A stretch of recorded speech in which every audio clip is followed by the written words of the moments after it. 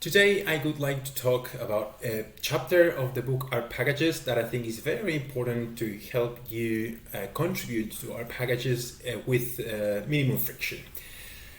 So, the book chapter is linked here. I invite you to go visit that link. You will land in this book. It is an excellent way to learn an overview of the tools that you have at your disposal to contribute to our packages or to build your packages yourself. Today I'm going to focus on the scenario where you want to contribute to a package that someone else has built, so I will not be mentioning functions like create package or use git, because if you are contributing to someone else's package, then things that those functions do could be already done for you. So I will start a demonstration more or less at this point where I'll kind of show you how to create our files, how to load the code that you created, how to check your code, and so on. But before we do that, I would like to also point you to this other resource, which is a workshop called Building Tidy Tools by Charlotte Wickham and Hadley Wickham. They ran this workshop a few days ago in RStudioConf 2020. And the beginning probably of their tutorial include an overview of this book chapter, the whole game. So I think they have a few interesting slides I would like to share with you. So first, to motivate this work, this presentation is to reflect on what is an R package and why you would care. It is a set of conventions that if you use the right tools, it can make your life a lot easier. So it is not the idea to kind of complicate your work by adding more things. It's quite the opposite. Once you understand these tools, you can use them to your benefit and your life will be so much easier. So the DevTools is an R package, and it's also a kit of packages. When you attach DevTools, you will get other packages that come with it. For example, use this. Use this is another package. So what's nice about developing packages with DevTools is that there is a very nice workflow where you modify your code, then you load all your code with a simple keyboard shortcut or by running this function that is producing an effect similar to installing packages and attaching them to your session, and then you explore in the console and then you modify your code and continue iterating along this loop.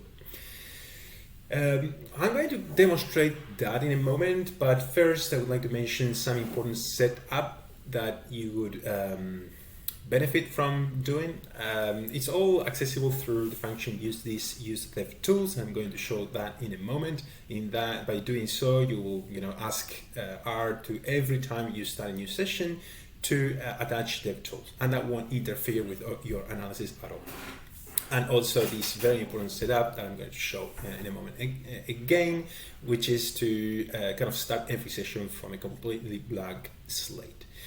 The goal is that after this session you will be able to go to the book, read that one chapter, is not long, and try the things that you read in that book. So for you to succeed in doing that and to save you time, I created, I kind of cloned the repository that was created by the authors to go along with the book. And that repository now is available in our Data Science Incubator RStudio Cloud workspace. And I also added branches in every commit of that repo so that you can navigate the repo back in time to see what the project looked like at different points in time.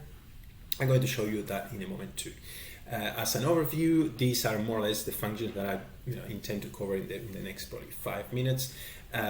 Use R to create our files, load all to attach all objects that you have created.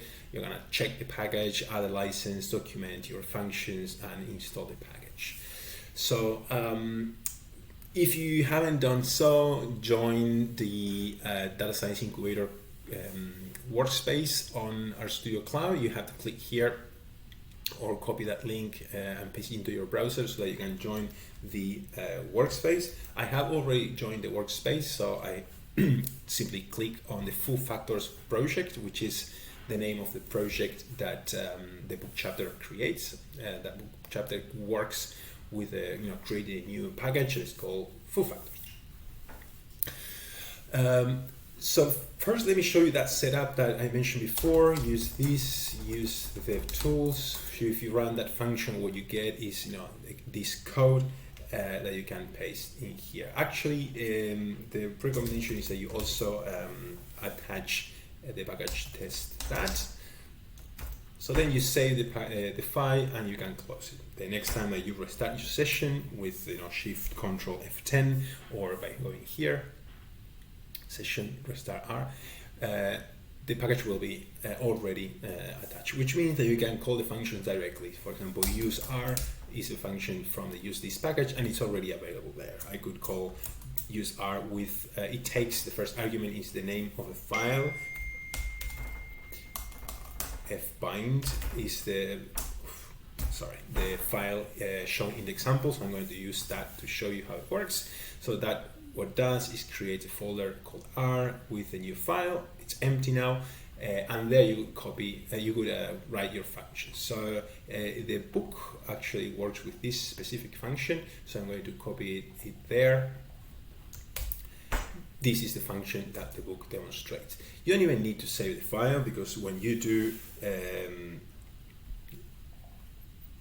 load all, or the keyboard shortcut, which is what I use, Shift Control L, you get this prompt to save the file, and that will attach everything, including this object they just created. So that function should be already available for you to use. Let's try it. So fbind can take a string and can take also a factor and combines them. So yes, the function is already there. It's not in my global environment because the function is coming from a package. So the packages have their own environment. The global environment is the user's environment, but then there is environments of the package. So what other functions I want to demonstrate? We covered use R, load all, check. Okay, so once you have built something, you want to run check. So you do that on the console with function check, or from the build tab, which is the friend of the developers, where you have a bunch of options, and the most common ones are already here at the top level of the menu. So in this case, we get two warnings, which we need to fix. So one warning is because we don't have any license so far, so we can run that function that you see there, use MIT license. That will add, so it needs the name of the author, for example, like that. That will add a license, and then we also need to document the function fbind. How you would document the function? Okay, so if you step on the name of function and click here on the magic wand, one of the options is insert oxygen skeleton. So that will give you a template that you can then complete, like a title, a description of function, and then here you would type the description of each parameter. And this is also a factor, maybe an example. We already have an example here, so we could reuse it. Yeah, that example would do.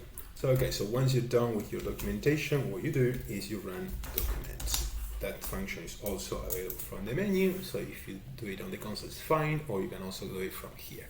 So, which means that you can now call the question mark function with the name of the new function you created, and you should see the head file as we just do. So now check should also pass with no warnings, because we have just fixed, or at least that's what we think. So let's do that to confirm, and while that runs, okay, just to make sure that the next step is to install the package. Okay, fine. 0 errors, 0 warnings, 0 nodes. The next step is to install the package. Here it is, for convenience, the button that does that. And the package now can be used from anywhere in your computer. So you could open a new session and do library full factors and start using that function. Okay, So the function was written in this package, but now the source code of that package was transformed into a binary file and is now installed in your system. So okay, that's all I have for you today. I invite you to join the Data Science Incubator workspace and start working. Thanks very much.